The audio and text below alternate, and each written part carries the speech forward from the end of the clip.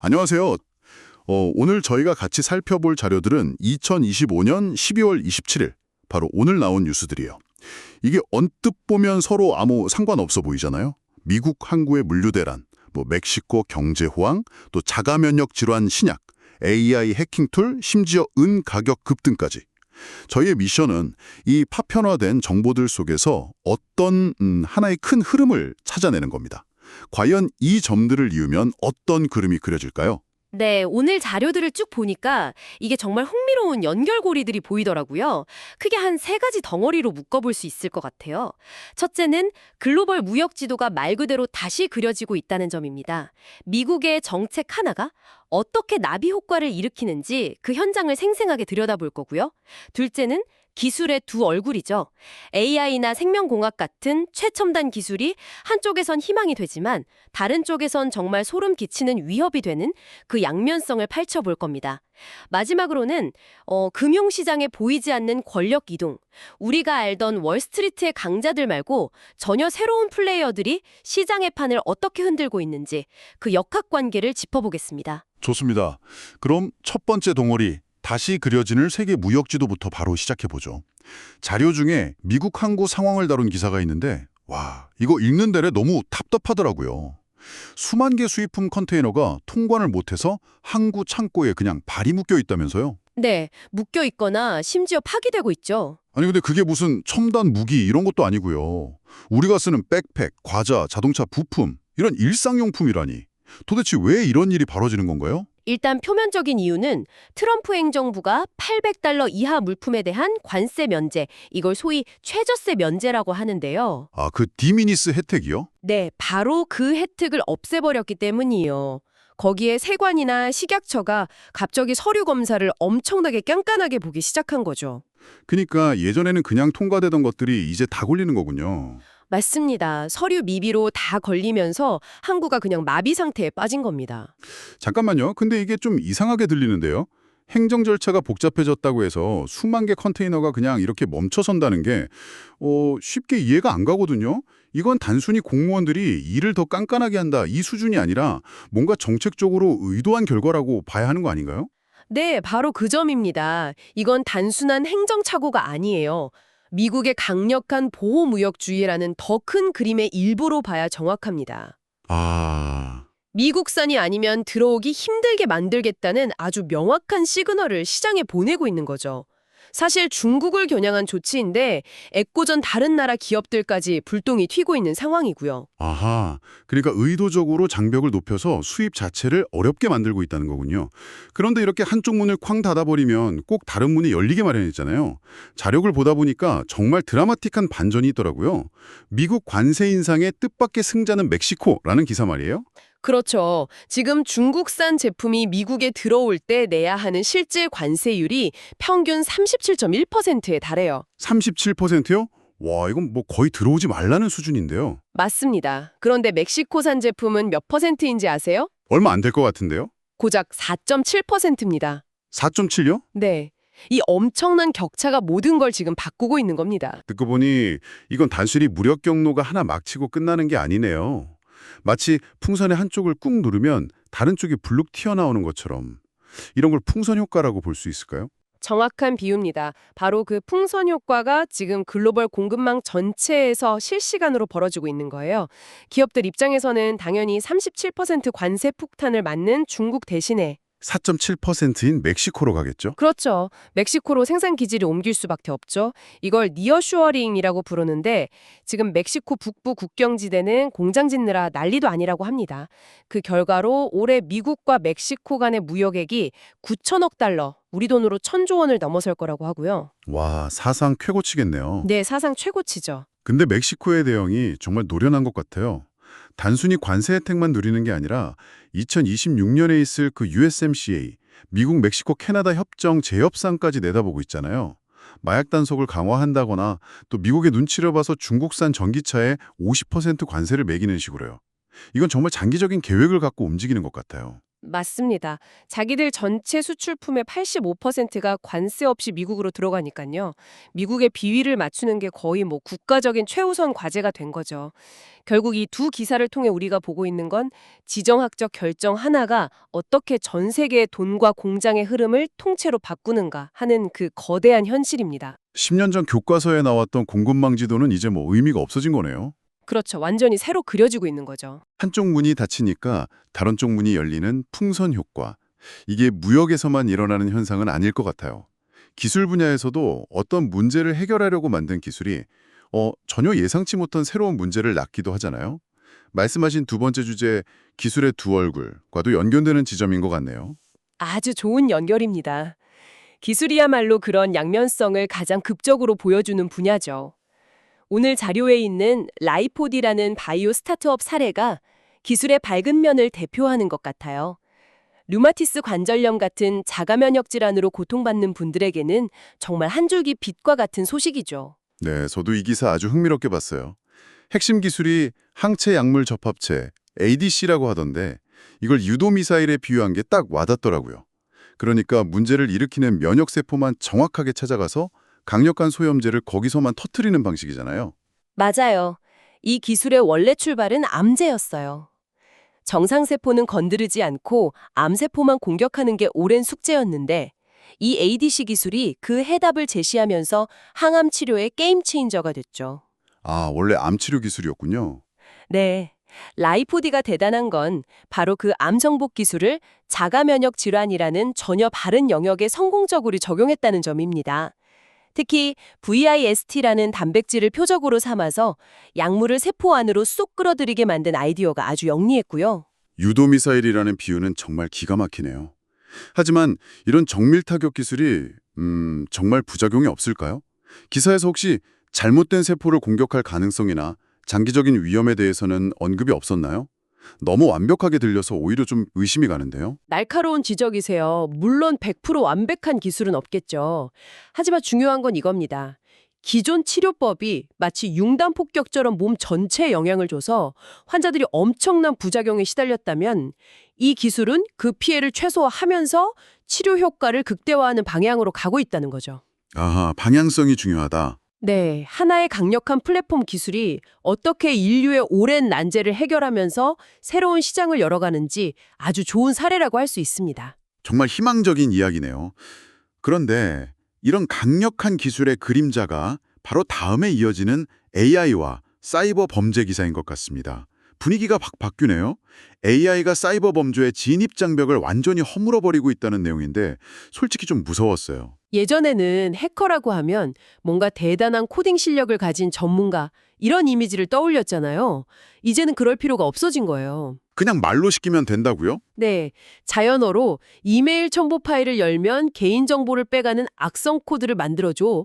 이렇게 입력만 하면 AI가 알아서 코드를 짜주는 바이브 해킹 같은 서비스가 등장했으니까요. 월 $90만 내면 다크웹에서 고성능 AI 해킹 툴을 빌려 쓸 수 있다는 대목에서는 정말 소름이 돋더라고요. 웬만한 OTT 서비스 몇 개 구독하는 비용으로 누구나 사이버 범죄자가 될 수 있다는 거잖아요. 그렇죠. 기술의 민주화가 항상 좋은 것만은 아니라는 걸 보여주는 아주 섬뜩한 예시인 것 같습니다. 기사에 나온 자율주행차 비유가 딱 맞던데요? 네, 현재 상황을 잘 설명해 주죠. 실험실에서는 95% 성공하는데 도로 위에 수많은 돌발 변수를 처리하는 마지막 5%가 남은 단계라는 거예요. AI 사이버 공격도 아직은 마지막 단계에서 인간의 개입이 필요하지만 조만간 그것도 필요 없어질 거라는 거잖아요. 네. 조만간 사람 손길 없이도 알아서 목표를 정하고 취약점을 찾아 공격하고 흔적까지 지우는 완전 자율 공격이 나타날 거라는 게 전문가들의 경고입니다. 그럼 우리는 그냥 속수무책으로 당해야 하는 건가요? 방어할 방법은 없는 거예요? 여기서 또 다른 풍선 효과가 나타납니다. AI의 공격이 고도화될수록 AI를 이용한 방어 기술 역시 함께 발전할 수밖에 없어요. 창과 방패의 대결이군요. 그렇죠. 그래서 마켓토크 자료를 보면 애널리스트들이 사이버 보안 기업 크라우드 스트라이크 같은 곳을 주목하는 겁니다. 단순히 보안 소프트웨어 회사가 아니라 AI 혁명의 2차, 3차 파도를 탈 핵심 수혜주로 보는 거죠. 이제 보안은 AI 대 AI의 군비 경쟁 시대에 돌입한 겁니다. 아, 공격하는 창이 AI면 막는 방패도 AI가 되어야 한다. 2020년 기술 트렌드를 예측한 기사에서도 비슷한 맥락이 보이더라고요. AI 위협뿐만 아니라 매년 9% 이상 치솟는 의료비라는 경제적 압박 때문에 사람들이 웨어러블 기기나 집에서 직접 건강을 체크하는 DIY 자가진료 기술을 더 찾게 될 거라는 분석도 있었고요.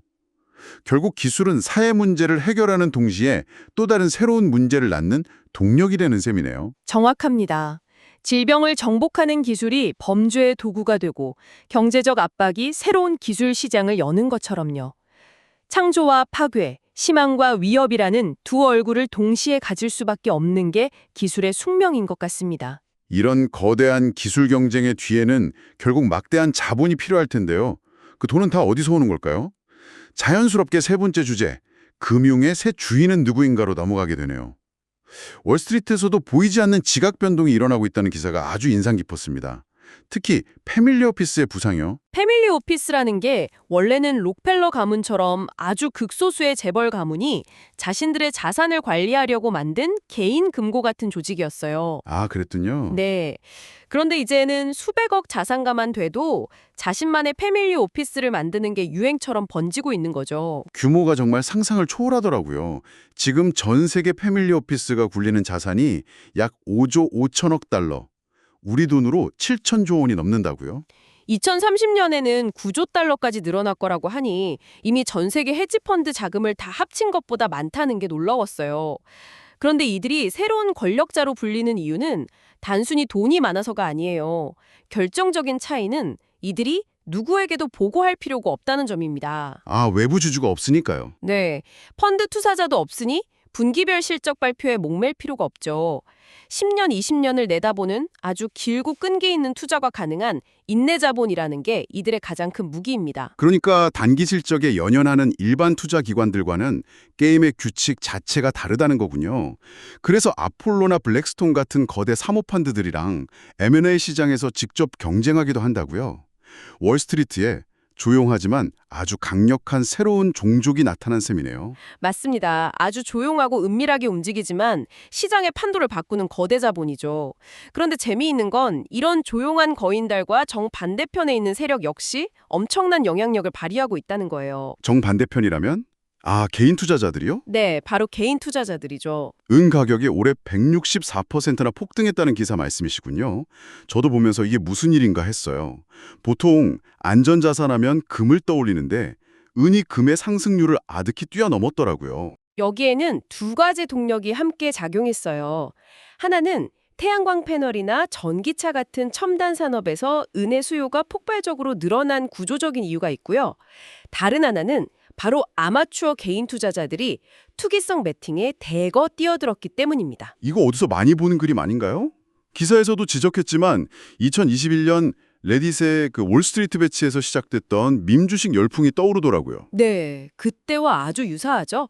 금융 시스템에 대한 불신과 인플레이션에 대한 공포가 개인들을 실물 자산인 은으로 이끌고 관련 ETF 옵션 거래량이 폭증하는 현상이요. 바로 그거예요.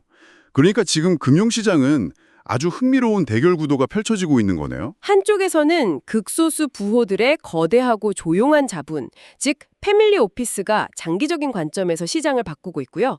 다른 한쪽에서는 다수 개인들의 뜨겁고 투기적인 자금이 단기적으로 시장을 뒤흔들고 있는 거죠. 둘 다 전통적인 은행이나 펀드의 영향력에 도전하는 새로운 흐름이라는 공통점을 가지고 있습니다. 새로운 세력이 이렇게 치고 올라온다면 기존의 전통적인 강자들은 가만히 보고만 있지는 않을 것 같습니다. 혹시 이들의 반격이나 권력을 되찾으려는 움직임을 보여주는 사례도 있었나요? 예를 들어 자료에 있던 롤렉스 이야기처럼요. 네, 정확히 짚어주셨어요. 롤렉스가 직접 공식 인증 중고 프로그램을 시작했다는 기사가 바로 그 전통 강자의 반격을 보여주는 상징적인 사례입니다. 이건 단순히 중고 시계를 팔아서 돈을 벌겠다는 게 아니에요. 그렇죠. 오히려 손해를 감수하면서까지 이 사업을 한다고 하니까요. 핵심은 통제권입니다. 그동안 롤렉스 중고 시장은 신제품을 사자마자 웃돈을 붙여 되파는 투기꾼, 소위 플리퍼들이 장악하고 있었어요. 브랜드 가치는 롤렉스가 만들었는데 과실은 엉뚱한 사람들이 다 챙겨가는 구조였죠. 그 주도권을 되찾아오겠다. 네. 롤렉스가 직접 중고 시장에 뛰어든 건 바로 그 시장의 주도권과 가격 통제권을 되찾아오려는 권력 탈환 시도인 겁니다.